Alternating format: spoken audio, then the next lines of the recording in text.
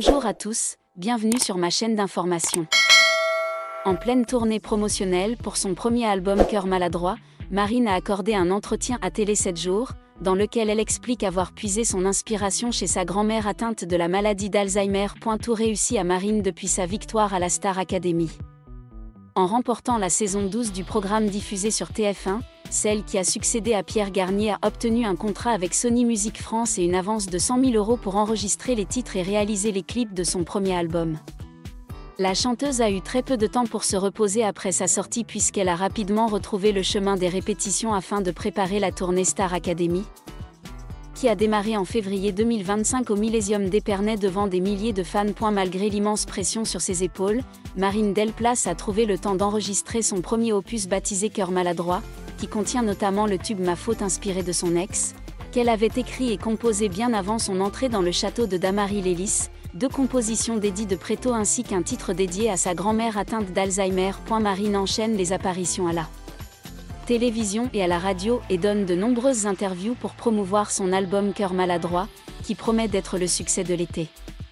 Dans un entretien accordé à Télé 7 jours, la chanteuse a évoqué sa grand-mère atteinte de la maladie d'Alzheimer qui fut la source d'inspiration de son titre Dalida. J'ai toujours passé beaucoup de temps chez elle, avec mes cousins. Nous sommes très proches. Hélas, il y a quelques années, on lui a diagnostiqué un Alzheimer. J'ai traversé une phase de déni, voire de colère. Je pensais qu'elle faisait exprès d'oublier des choses ou d'agir de façon incohérente. Cette chanson est l'une des dernières que j'ai enregistrées, a-t-elle raconté, avant de préciser, je me suis souvenu d'un repas de famille où elle m'a demandé ce que devenait Dalida. Je n'ai pas réussi à lui dire qu'elle était décédée, alors j'ai joué le jeu. Cette histoire est devenue une chanson. Des confidences pour le moins bouleversantes. Marine, devenue un phénomène musical après avoir obtenu son diplôme de la Star Academy, est aujourd'hui non seulement une chanteuse prometteuse, mais aussi une artiste aux histoires de vie profondes. Avec son premier album, Cœur Griffe, elle a marqué les esprits, non seulement par ses mélodies entraînantes, mais aussi par l'authenticité des émotions transmises par chaque texte. Lors de la tournée de promotion de l'album, Marine a accordé une interview à Télé 7 jours, où elle s'est confiée sur l'une des plus grandes tragédies de sa vie, le parcours de sa grand-mère adorée face à la maladie d'Alzheimer et comment cette tragédie est devenue une source d'inspiration pour ses chansons.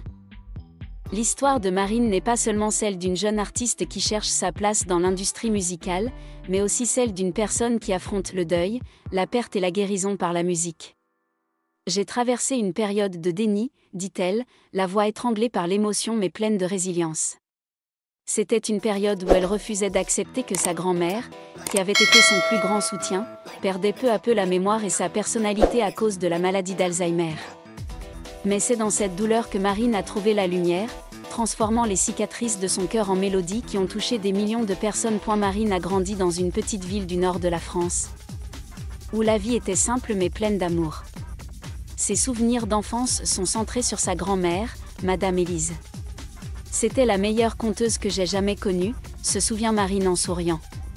Chaque soir, elle s'asseyait près de mon lit et me racontait ses aventures de petite fille, ses rêves et les chansons folkloriques qu'elle me chantait.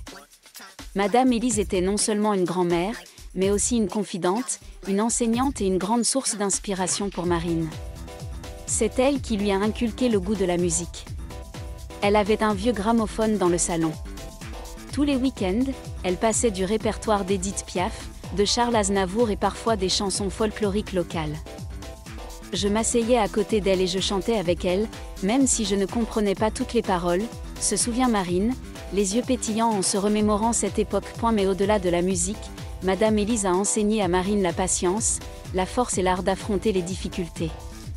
Elle disait toujours que la vie est comme une chanson, il y a des notes aiguës et des notes graves, mais l'important est de continuer à chanter, quoi qu'il arrive.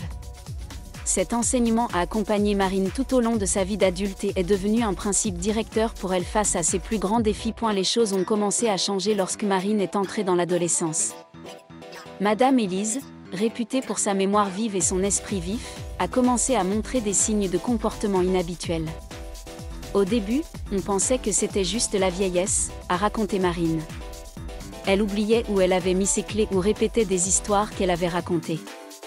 Ma famille en riait, pensant que c'était normal avec l'âge. Mais les signes devenaient plus sérieux. Madame Élise commença à oublier les noms des membres de sa famille, et même les souvenirs qu'elle chérissait autrefois. Un jour, elle regarda Marine d'un air absent et lui demanda « Qui es-tu » À cet instant, Marine sentit son cœur se briser. Je n'arrivais pas à y croire. Ma grand-mère, qui se souvenait de chaque détail de moi, de chaque passe-temps, de chaque anecdote que je racontais, me regardait maintenant comme une étrangère. J'ai beaucoup pleuré cette nuit-là. La famille Marine décida d'emmener Madame Élise chez le médecin, et le résultat fut un choc pour tout le monde, la maladie d'Alzheimer. Cette terrible maladie non seulement lui volait ses souvenirs, mais lui ôtait aussi progressivement sa personnalité, ses émotions et tout ce qui la caractérisait.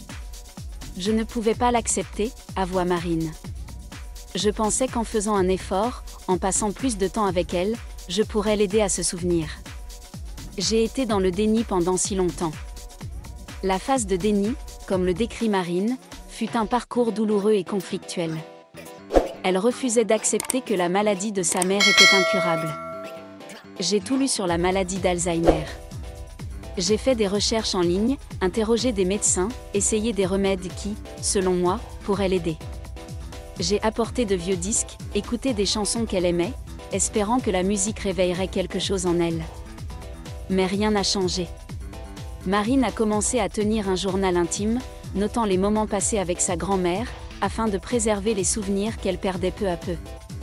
J'ai écrit sur les moments où elle m'apprenait à faire des crêpes, sur son rire quand je chantais des paroles erronées, sur les après-midi passés à nous promener au parc.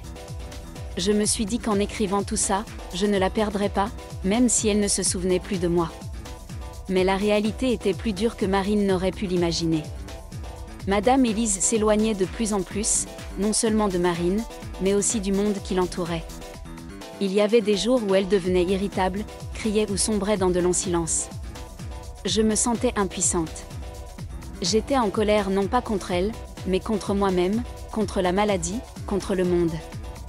Je me demandais pourquoi cela lui était arrivé, à elle, à notre famille.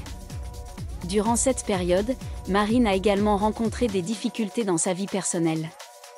Elle était au seuil de l'âge adulte, entre la pression des études, la planification de son avenir et ses rêves musicaux naissants.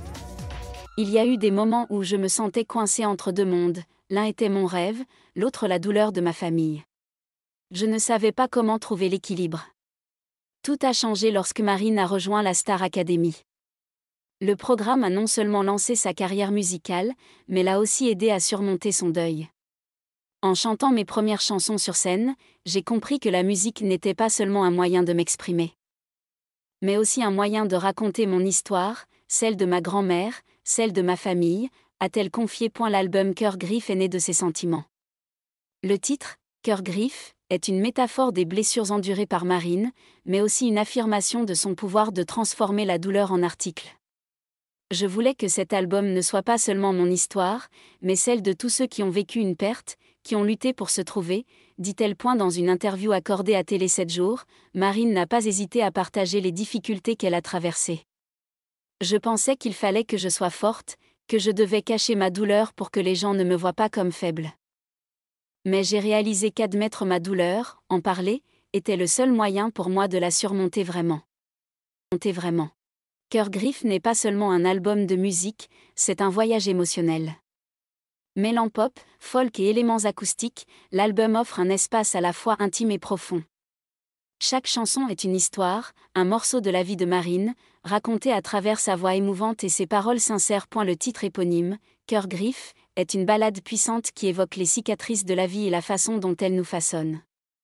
Je voulais que cette chanson nous rappelle que, quelles que soient les difficultés de la vie, on peut toujours trouver la force de continuer, explique Marine. Et la tournée Cœur Griffe a été l'occasion pour Marine de partager son histoire avec son public.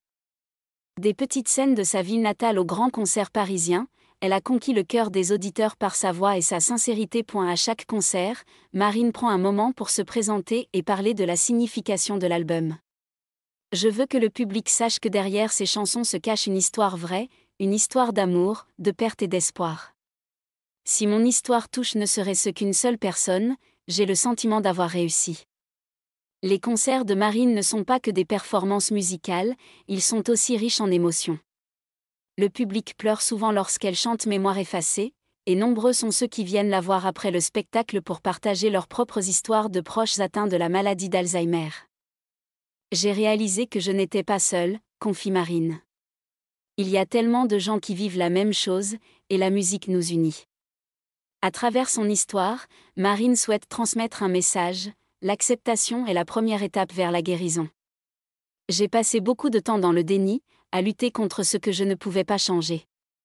Mais lorsque j'ai appris à accepter, j'ai commencé à trouver la paix, a-t-elle confié. Aujourd'hui, Marine est non seulement une jeune artiste prometteuse, mais aussi une icône de résilience et de compassion. Autrefois en proie à la douleur du déni, elle a trouvé la lumière dans la musique, transformant les cicatrices de son cœur en mélodies qui ont touché des millions de cœurs. L'album Cœur Griffe marque non seulement une étape importante dans la carrière de Marine, mais aussi un hommage à la grand-mère qui l'a façonnée. Elle est mon cœur, la raison pour laquelle je chante, dit Marine, la voix pleine d'émotion. Même si elle n'est plus là, je sais qu'elle est en moi, dans chaque note, chaque mot. L'aventure de Marine continue. Avec son talent, sa sincérité et son cœur ouvert, elle promet de réserver bien d'autres surprises à ses fans. Mais surtout, elle a prouvé que même dans les plus grandes tragédies, on peut trouver la lumière, continuer à chanter, comme le disait Madame Élise, quoi qu'il arrive, continue à chanter. Merci à tous d'avoir regardé ma vidéo, laissez un commentaire et n'oubliez pas de vous abonner à ma chaîne.